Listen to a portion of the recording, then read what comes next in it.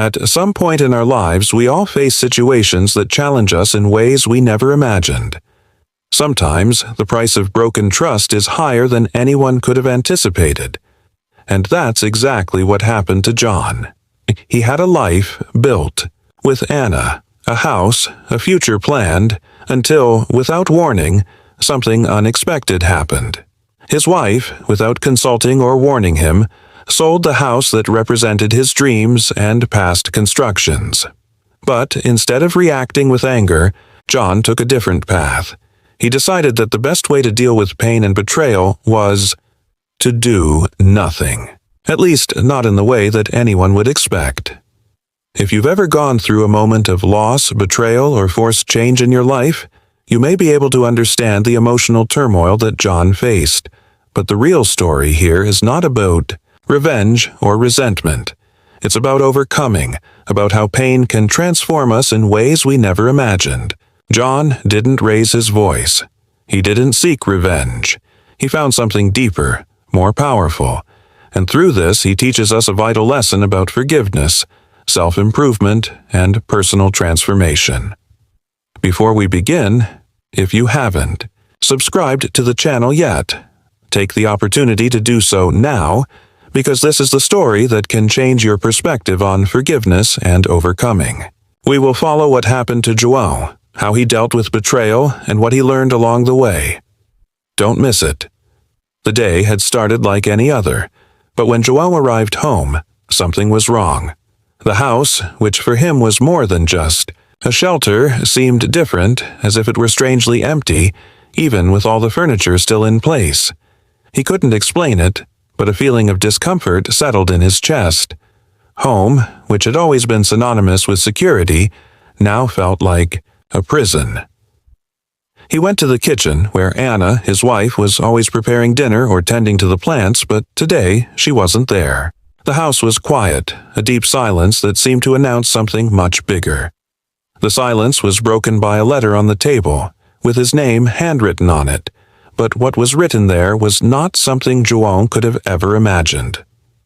The C letter, which looked like any other sheet of paper, contained the revelation that Anna, his wife of years, had sold the house without even telling him.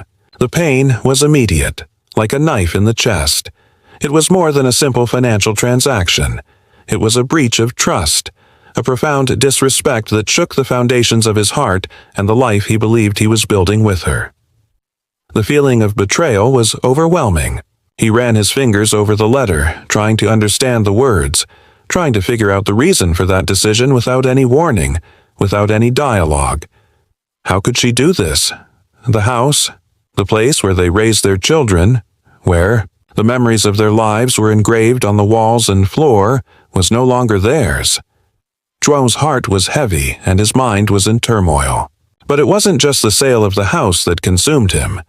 It was the emptiness of the unilateral decision, the disregard for the history they had shared there. His first reaction was disbelief.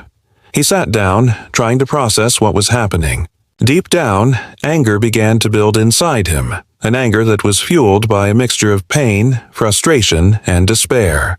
He knew he needed time to understand, to digest the situation, but something inside him also wanted to seek justice, to let Anna know how much this betrayal had broken his heart. But instead of acting on impulse, João had a clear realization. He didn't need to stoop to a level of direct confrontation. He planned something more calculated, more powerful, something that didn't involve yelling, blaming, or fighting. After the discovery, João felt like a man lost in a maze of disconnected emotions. He looked at the empty house and wondered where he had gone wrong. But at the same time, he knew that something much deeper was at stake there. It wasn't just the sale of the house, nor the monetary value involved. It was what it represented to him. A betrayal of his trust, a breaking of an invisible pact that existed between him and Anna. He spent the following days in silence, talking to himself, remembering the moments they had built together. The emptiness seemed to spread to every corner of the house. The nights were the worst. When he lay down, the feeling of being alone, abandoned by someone he had trusted with his eyes closed, enveloped him. It was a silent and dense emptiness that seemed to consume his soul. During this period of reflection and pain, Zhuo had an important realization. The pain he felt could not be cured simply, but the anger that now consumed his heart could be used more intelligently than he imagined. It wasn't just revenge that he wanted, but a way to show Anna, without having to raise his voice, what she had lost. He knew that love wouldn't turn into hate overnight, and that anger, however legitimate it might be, wouldn't solve the problem. But in his mind, the idea of a cold and calculated revenge began to take shape. Something that would be much more painful than a simple scream or an angry argument. Zhuo was about to start orchestrating a plan that completely distanced himself from impulsiveness. He wanted the lesson Anna learned to be memorable, and for her to truly understand the value of what she was leaving behind. With a heavy heart and a focused mind, he closed himself off in solitude.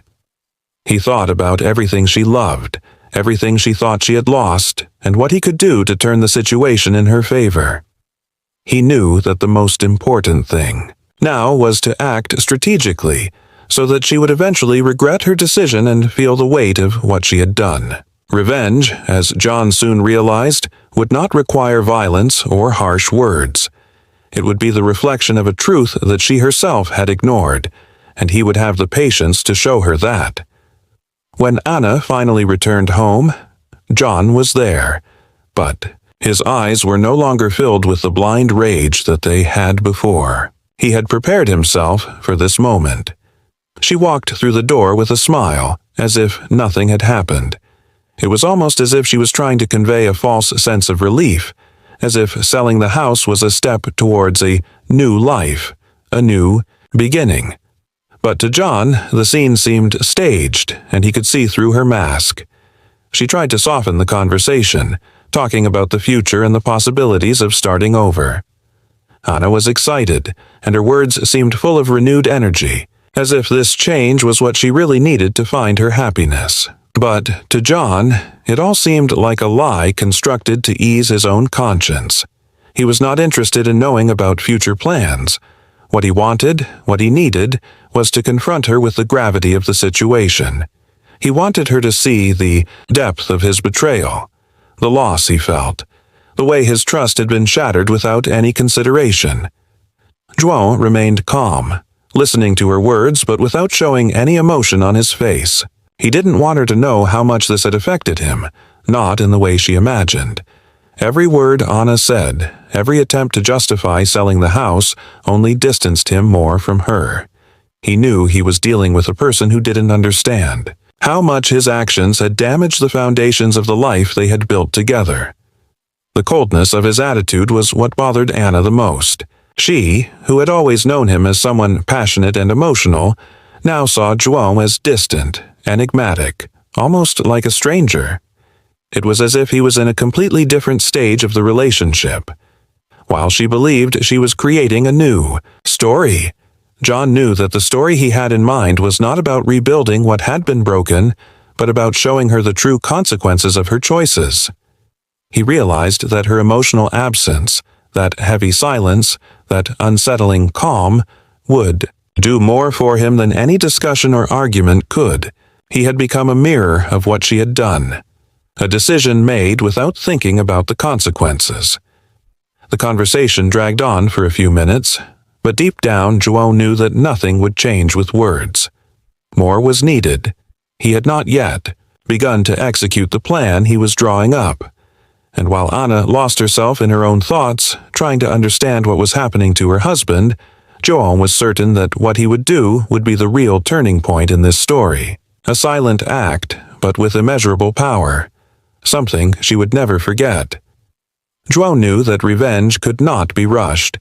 He understood that, in order to have the impact he wanted, each move needed to be precise and discreet, a meticulous orchestration that would unfold little by little.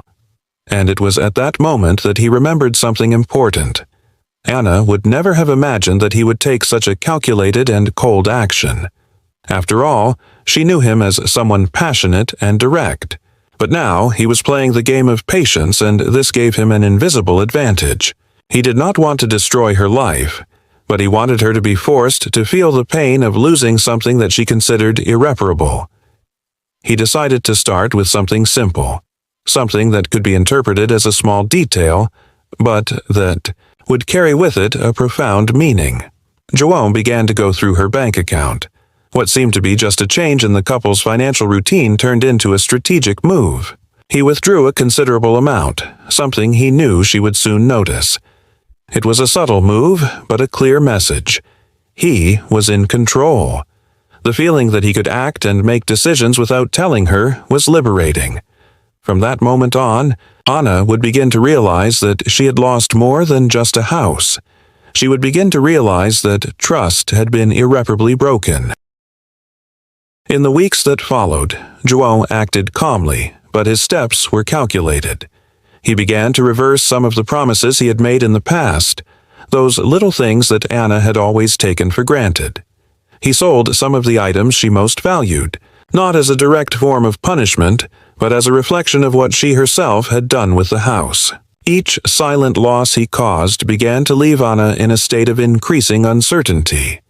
She still did not understand the scale of what was happening, but something inside her was already beginning to change. She knew that he was no longer the man. She knew, but she did not yet know what was behind it. João knew that the key to his revenge was in not showing his emotions, in not allowing her to see any kind of reaction that could ease the pressure. He had to be a rock, something that could not be molded by Anna's words or attempts at manipulation. And so, he maintained his cool demeanor, not giving in to the temptation to confront her directly. She, in turn, began to wonder if there was still any chance of winning back João's trust, but she never imagined that he was already playing a game that she could not understand. What he was doing was more than simple revenge. He was beginning to teach her a lesson that she would never forget. With each move, João felt more confident, more certain that his patience and strategy would prove more powerful than any impulsive gesture. The revenge was only beginning, and he was in complete control. He knew that, in the end, Anna would be forced to look back and realize what she had lost, and how much that loss would hurt. As time passed, the atmosphere at home began to change.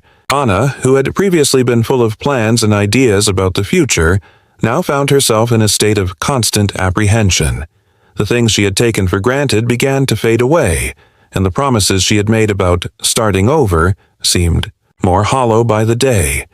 Even though John hadn't said a word about selling the house or about the financial moves he was making, she began to feel like she was losing control. Something was happening, but she didn't know what, and the most painful thing was that she knew he wasn't confronting her directly, something that made her even more insecure. It was on an ordinary day that she noticed something she could no longer ignore. John was more centered, calmer, more distant, but at the same time, he seemed at peace in a way she couldn't understand. He was becoming someone different, but not in an aggressive way. He was transforming in front of her, but in a way that didn't directly involve her, and this, more than anything, began to awaken Anna's curiosity and anguish. She tried, without success, to bring up old subjects, trying to revive the conversation about the house or about what she felt, but João responded with surprising calm, making it clear that he was no longer concerned with the same issues as before. This silence, this change in behavior, made Anna begin to question her own actions. She began to wonder if there was something she wasn't seeing, something that was at stake beyond her comprehension. And slowly she realized that this was no longer about regaining João's trust. It was about something deeper. João, without saying a word, had begun to work on his own personal transformation. He had reinvented himself, not as a man seeking revenge, but as someone who had overcome pain and was learning to move forward without depending on Anna's or anyone else's actions to make him feel complete. For him, true revenge wasn't about destroying her life, but about rebuilding his own, stronger and more independent than ever before. He began to focus on things that brought him peace: exercise, meditation, reading, even reconnecting with old friends and family who had somehow fallen by the wayside. He was learning to love and care for himself in ways he never had before. It was as if the pain had given way to a new version of João, someone who no longer needed anyone's validation to feel complete. Ana began to realize that João's behavior was reflecting something bigger. He was no longer at the mercy of her actions, nor responding to her manipulations or attempts at reconciliation. He was transforming into a stronger version of himself, and that, more than anything else, shook her. She began to feel the pain of what she had lost, not just her home, but the man she had once loved, that passionate João, but also the man who was now becoming impartial, a solid rock against any storm. Ana began to feel increasingly uncomfortable in her own home. João, who had previously shared her days with her in an intense and emotional way, now seemed to be on a completely different path. The house, which had once reflected her struggles and joys, now felt like an empty, soulless place, reflecting the growing distance between them. The sale of the house was a blow to her, but João's silence was even more devastating. He was not just silent, he was at peace, and it made Ana wonder, what had he discovered that she had not yet been able to understand? As João withdrew emotionally, she found herself in a spiral of regrets. Her words, empty apologies, and promises to change were not enough. The feeling of loss, that something very important was slipping through her fingers, grew with each passing day. Ana felt for the first time the weight of her choices. She was no longer dealing with the man she knew. João had transformed, and this transformation had nothing to do with revenge, but with self-sufficiency. He was no longer waiting for reconciliation. He was healing himself, moving forward, with or without her. This realization was a hard blow for Ana, more so than selling the house. It was as if she had lost the key to João's heart, and that key would never return. She found herself alone, facing her own reflection. What would she do now? Try to win back someone who had already disconnected emotionally? Or continue with her life, carrying the guilt of a decision that had compromised not only their home, but their relationship? Frustration took hold of her, because now, more than ever, she understood the true impact of her action. It was painful to realize that she had thrown away something that could not be recovered, as if she had allowed a fundamental part of her life to be lost without even fighting to save it. Ana did not know how to go back. Words were not enough. Promises were no longer reliable. She wanted to scream, but she knew that João would not react the way she expected. He had become a distant person, but at the same time, stronger. He seemed to have found something she was looking for, but didn't know where to find it. The tranquility with which João now lived was proof that he had already overcome the pain, and this made her feel even more the gravity of her failure. But there was something else going on. Ana was beginning to understand that perhaps the real pain was not about losing the house or João's trust. It was about having lost her own sense of who she was in the relationship, about how far she had strayed from her own values and desires. It was a process of self-discovery that she was now forced to face, and that, perhaps, was more important than any reconciliation with João. She was beginning to realize that, in order to change, she could no longer depend on João to complete her life. She needed to reconnect with herself. With the weight of the weeks weighing on her, Ana could no longer ignore reality. The pain of losing João was no longer tied to the past, but to her present, to her inability to correct the mistakes she had made. She knew that she could not go back in time, and that, while she tried to find a way to win back what she had lost, the man she had known was distancing himself more and more. She found herself faced with a crucial dilemma. Should she let João go for good and accept that her own life needed to move on? Or was there still some chance of making everything work out? Ana began to reflect on everything they had experienced together, on the moments of joy and the promises of the future they had made to each other. She finally understood that the true transformation João had experienced was not a punishment, but rather a reflection of something she herself should seek, her own transformation. He was reinventing himself, healing himself, and above all, freeing himself from pain. For her, this became a deep and painful lesson. She also needed to find peace within herself, regardless of what happened to their relationship. So Anna decided that she would take the final step.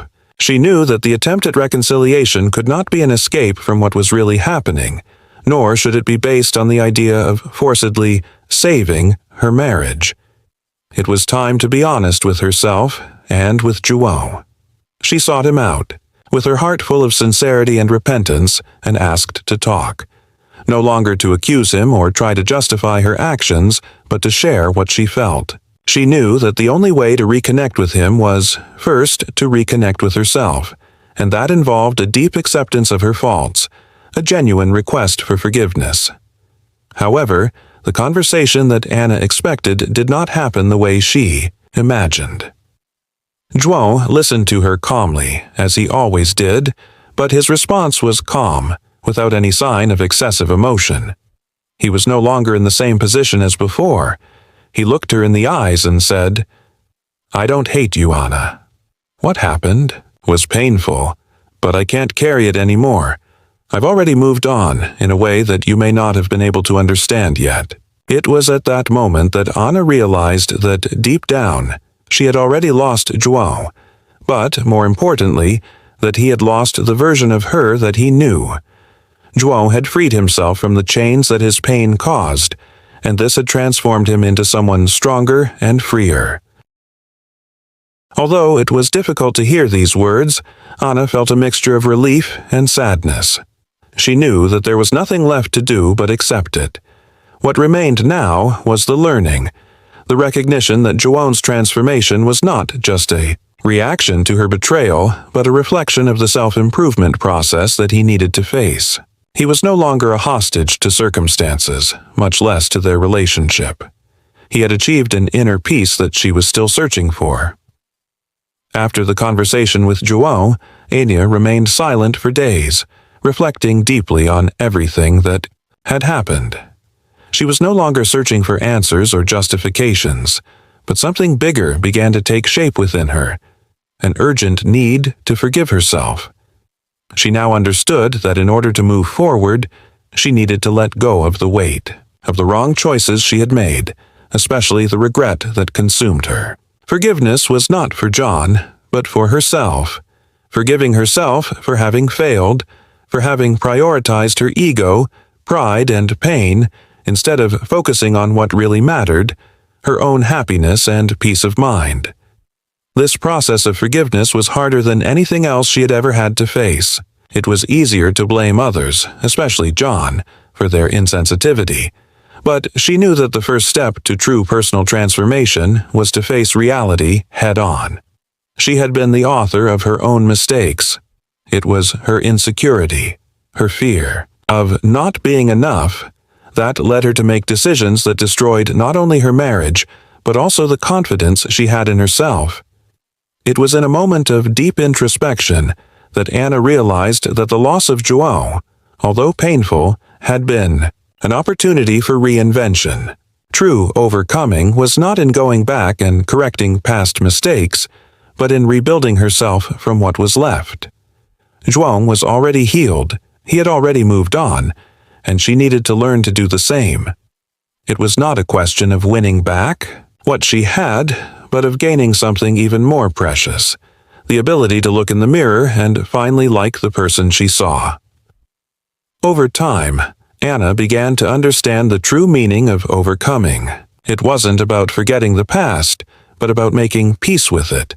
She began to rebuild her life, not from a place of lack, but from a place of gratitude and learning.